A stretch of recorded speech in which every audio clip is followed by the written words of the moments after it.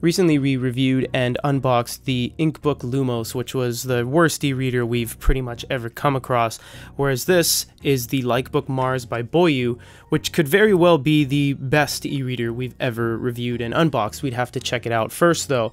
You can see 7.8 inch, and the thing that really sets this aside is it has an octa-core processor. This is the fastest e-reader ever made in terms of processor speed, so we're going to go ahead and crack this open. Taking off the plastic for the first time on this guy. The box feels very solid. Not a lot of flex to it. I like that. There's a sleeve. And the box itself here. Doesn't seem to be any other stickers or anything. Let's go over the checklist. You should have the e-reader itself, of course. Micro USB cable. And the start guide.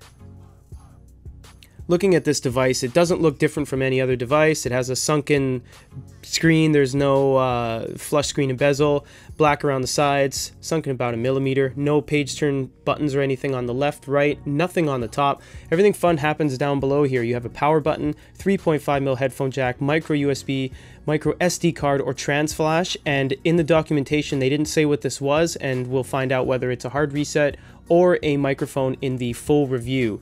And on the back, it's built really well. Usually there's a little bit of a gap between the outer shell and the battery pack, but this one is built extremely solid and it's very lightweight as well. That's all that comes along in the box. Let us know if you guys have any other questions, comments, or concerns. For goodereader.com, this is Peter.